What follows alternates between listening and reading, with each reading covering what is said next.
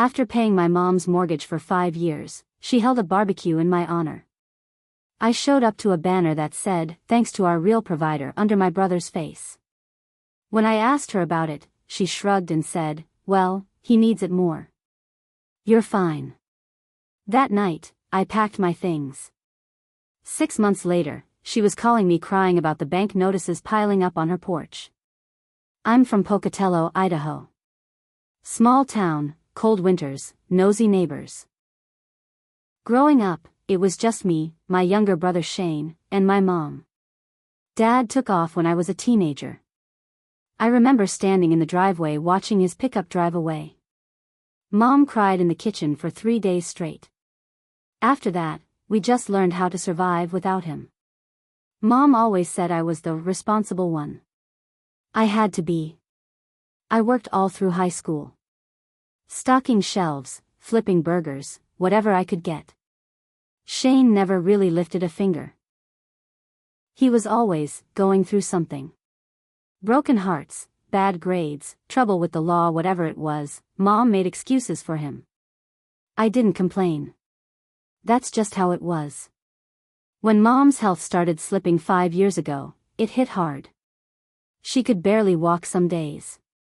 Diabetes turned into nerve damage, and she was always tired. She tried to keep working at the plant but couldn't hold up. One night she called me crying. I still remember standing in my kitchen, holding the phone to my ear, listening to her sob. "I'm gonna lose the house," she said. "I can't make the payments. I'm so scared." I didn't even think about it. I just said, "Don't worry, Mom. I'll cover it." And I did.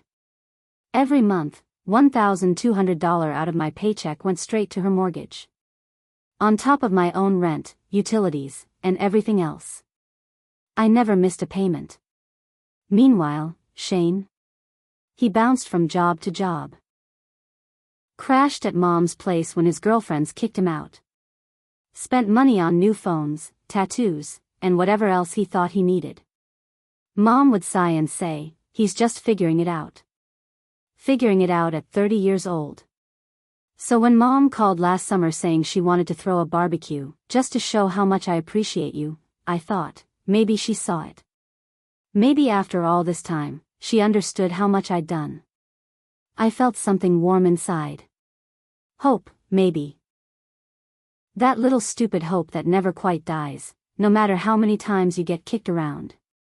I showed up early that Saturday, carrying a cooler full of drinks and a fresh bag of charcoal. The house looked a little rough. Paint peeling, lawn overgrown. But I figured, life had been hard. I wasn't gonna judge. I walked around to the backyard, smiling. And then I saw it. The banner. Big, white, impossible to miss. Tied between 2 old trees. Black bold letters, "Thanks to our real provider." And right underneath? A blown-up picture of Shane. Arms crossed. Grinning like an idiot. Wearing a t-shirt that said, "Living Legend."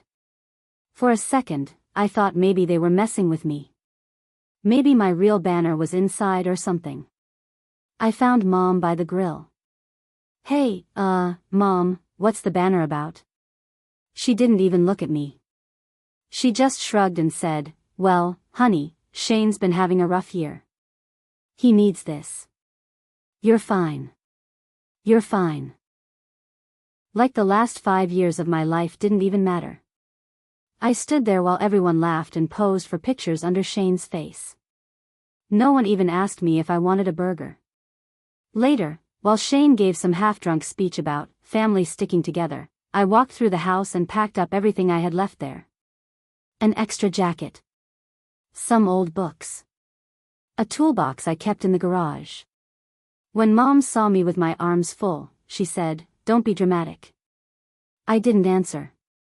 I didn't owe her one. I drove home and didn't look back. For 6 months, I didn't hear a word from her. Not a text. Not a call.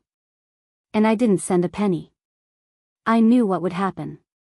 She was already 3 months behind when I started helping. Without my payments, it was just a matter of time. Late January, she called. I didn't answer. Then came the voicemails. First polite. Then worried. Then flat out begging. Please, honey, the bank notices are piling up. I don't know what to do. The tone got more desperate with each call. Then Shane called me. First time in almost a year. Bro, you gotta help Mom, he slurred into the phone. We're losing the house, man. I almost dropped my phone laughing. Now here's where it got real interesting. Turns out, after I stopped paying, Mom tried to cover the mortgage herself by taking out payday loans. Yeah. 5,000 here, 3,000 there. She thought she could bridge the gap until she figured something out. But there was no figuring it out. The loan sharks bled her dry, and the bank started foreclosure proceedings. I didn't find all this out at once. It came in pieces. Voicemails. Messages from extended family. A few passive-aggressive Facebook posts that somehow all ended up on my feed. She's your mother, they said. She did everything for you. Yeah, well. She didn't seem to think much about me when she threw a party under Shane's banner. I didn't feel good about it. I'm not gonna lie and say it was satisfying hearing her cry. It wasn't. But it wasn't my mess to clean up. I kept my distance. Watched from afar as the walls closed in. By March, the house was officially listed for foreclosure. Public notice. I even drove by once, just to see it. The grass was dead. Paint peeling worse than ever.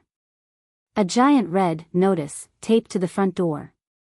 No lights on inside. After the foreclosure notice went up, the real fun started. Mom didn't just lose the house. She lost everything tied to it too. Turns out, when she took out those payday loans, she used the house as collateral on some of them. When the house went under, creditors started circling like vultures. They didn't care where she was gonna live. They just wanted their money. I started getting calls too. Family members I hadn't heard from in years suddenly had my number. Cousins, aunts, even Mom's church friends. Every call was some version of the same speech, she's your mother.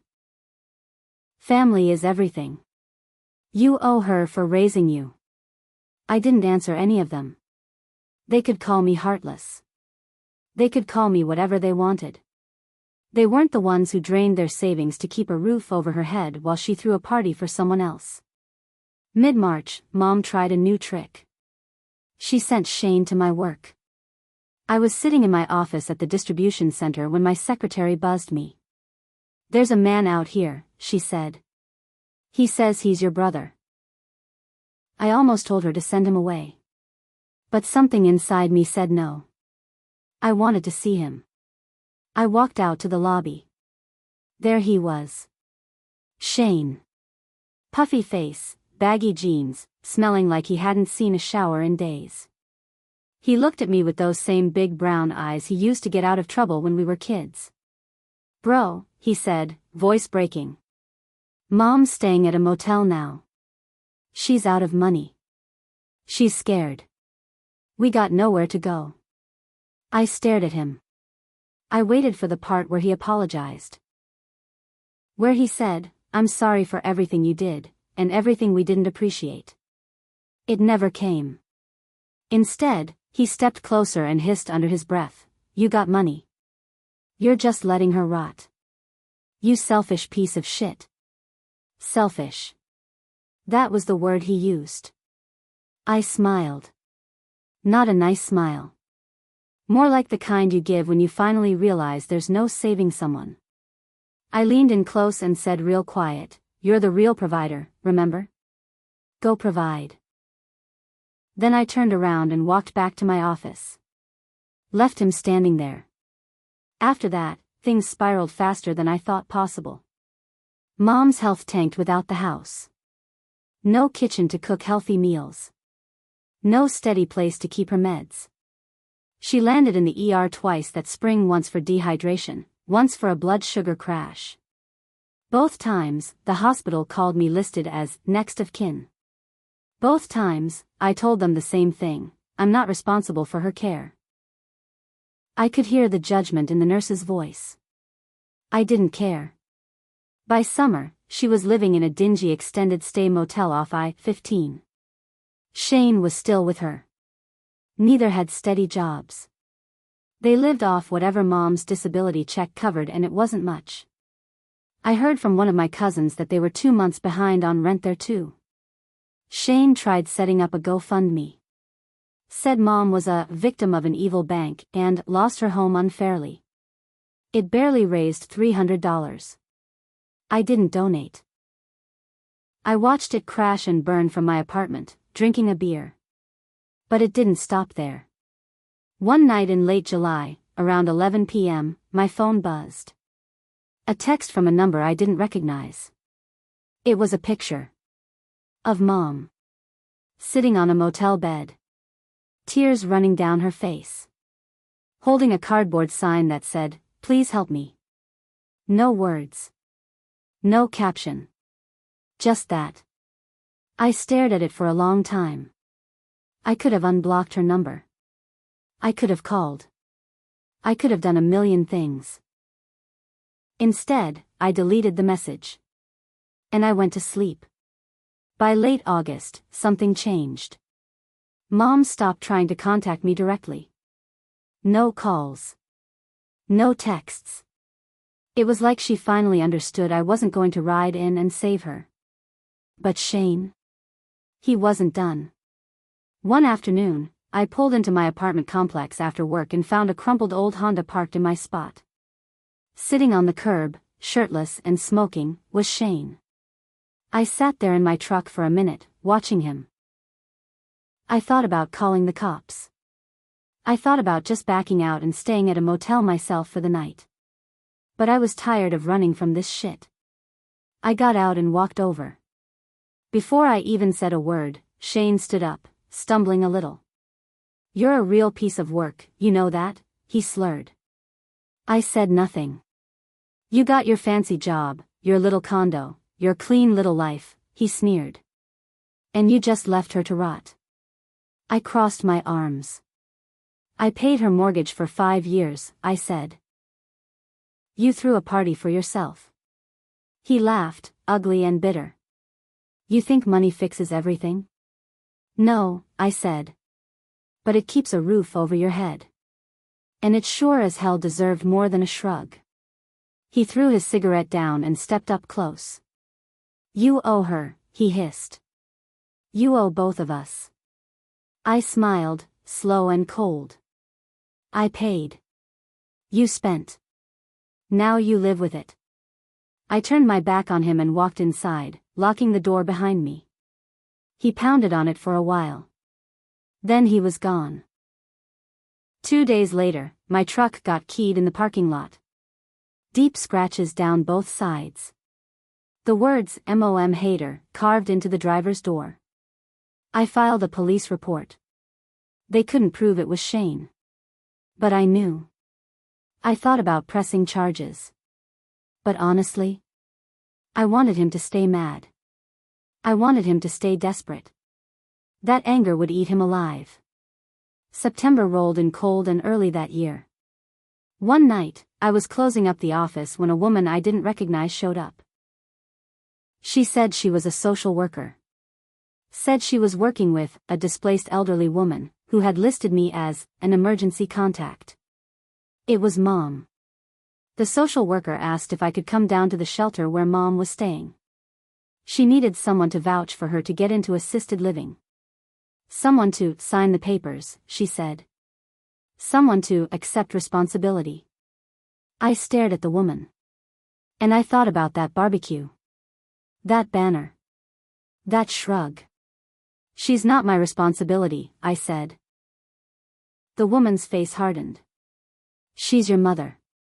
I shrugged, just like Mom had shrugged at me. Shane tried one more time. Late September. He left me a voicemail. His voice was broken. No cocky edge anymore. Just wrecked and small. Bro, please. I can't do this alone. Mom's all I got. She's not gonna make it if we don't do something. Please. He was right about one thing. He couldn't do it alone. By October, Mom was officially declared unfit for independent living. The state placed her in a county nursing home, the cheap kind. 2 people to a room. Fluorescent lights. Paper-thin mattresses. Shane didn't visit her. He got arrested for shoplifting at Walmart a month later. Mugshot right on the Bannock County website. I screenshotted it. Saved it in a folder called Consequences. Meanwhile, I kept living. I got a promotion at work. Moved into a nicer place across town. Bought a new truck.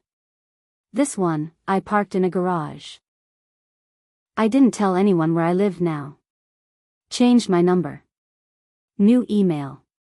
New life. Every once in a while, I'd hear a rumor. That Mom was asking about me. That Shane was telling anyone who'd listen that I was a snake who abandoned them. I didn't care. They had made their choices. I had made mine. Around Thanksgiving, I got a letter in the mail. No return address. Inside was a single photo. It was Mom. Sitting in a wheelchair outside the nursing home. Blanket over her lap. Head bowed. On the back, written in shaky handwriting, "Remember who loved you first." No signature. But I knew it was from Shane. I stared at that picture for a long time. A part of me felt a pull, the same pull I'd always felt. That voice that said, "Be the good son. Save them." But another part of me, the part that had stood there under that goddamn barbecue banner, was louder now. And it said, "They didn't love you. They used you." I burned the photo in my sink. Watched the edges curl and blacken until there was nothing left. December hit hard that year. Blizzards slammed Pocatello one after another. I stayed warm inside my new place, sipping coffee and looking out at the white, frozen world. I wondered sometimes if Mom was warm enough in that nursing home. If Shane even visited her. Doubtful. Last I heard, he was living in a tent behind a pawn shop off Yellowstone Avenue. Panhandling. Begging strangers for change. One night, just before Christmas, there was a knock at my door. Real late, around midnight. I looked through the peephole. It was Shane. He looked like a ghost. Hollow cheeks. Dirty hoodie. Wild eyes. He was swaying like he could barely stand. He knocked again, softer this time. "Bro, please, it's freezing out here." For a second, I thought about opening the door. Just for a second. Then I remembered everything. The banner. The shrug. The way he carved "MOM hater" into my truck. I turned off the porch light. And I went to bed. The next morning, there were no footprints in the snow. Just a crumpled hoodie tossed by the door. He must have wandered off. January came. New year. Fresh start. I got another promotion. Moved into a higher position with better pay. Life was moving forward, finally.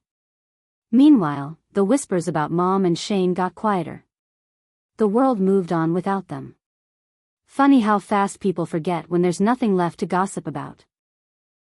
But then, in early February, I got a call. Not from Mom. Not from Shane. From a lawyer. Apparently, Mom had died. Complications from an untreated infection. She passed away alone in a shared room under flickering fluorescent lights. No one there to hold her hand. No final goodbyes. And now? There were loose ends to tie up. Mom had no money. No assets. No insurance. Just debts. Lots of debts. The lawyer asked if I was willing to assume responsibility for her estate. I laughed right there on the phone. "No," I said. "I'm not." He paused like he wasn't used to hearing that. Are you sure? He asked. There's one more thing. Turns out, Mom had left something behind. Something small. Something personal. A shoebox full of letters. All written to me. Never mailed. I didn't want the box. I told the lawyer he could toss it. But after a week, curiosity got the better of me. I drove down to the office and picked it up. It was light. Old. Covered in cheap wrapping paper like she'd meant to give it to me for Christmas but never did. I set it on my kitchen table that night and just stared at it for a long time. Finally, I opened it. Inside were about 50 letters. Some were dated from years ago. Some just a few months before she died. All of them were addressed to me. The first few were what you'd expect. Apologies. Rambling memories about when I was a kid. How proud she was of me. How sorry she was for the way things turned out. But the deeper I got into the stack, the uglier it became. One letter from 3 years ago stood out. It said, Shane needs me more. I can't lose him too. You'll be fine. You've always been fine. You don't need me like he does. It was written over and over, like she was trying to convince herself. Another letter? Worse. Sometimes I think you look at me with those cold eyes and all I see is your father. Maybe that's why it's so hard to love you the way you want. That one hit different. Harder than I expected. I sat back in my chair, hands shaking a little. It was never about what I did or didn't do. It was never about money. Or favors. Or even loyalty. It was about me. I reminded her of the man who left. The man she hated. And no amount of saving her could ever change that. I finished reading the letters around 3 a.m. When I was done, I packed them back into the shoebox. And I threw the whole damn thing in the dumpster behind my building.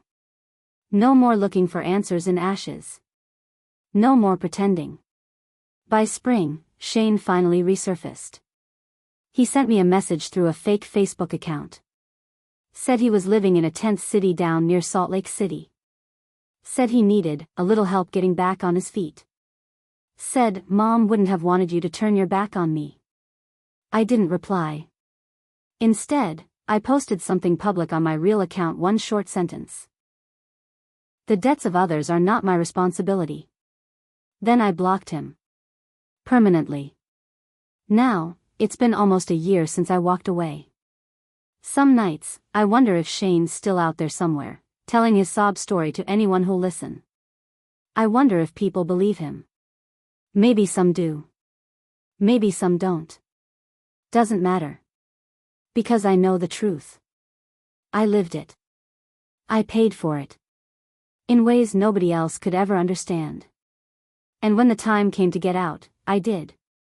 I didn't save them. I saved myself. Life kept moving after that. I didn't check on Shane again. I didn't check the nursing home records or look for her grave. Whatever final arrangements they made without me. I poured all my energy into my work, my friends, my life. I bought a dog, a stubborn little beagle I named Ranger. Spent weekends hiking, fishing, living the life I had fought like hell to build. It wasn't perfect. Some nights, I still woke up angry.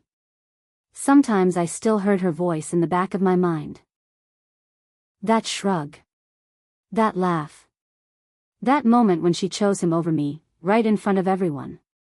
But then I'd look around my place, the pictures on the walls, Ranger curled up at my feet, my own roof over my own head, and I remembered, I won. Not in a loud, flashy way. Not with some big speech or confrontation. But quietly. Finally. I lived.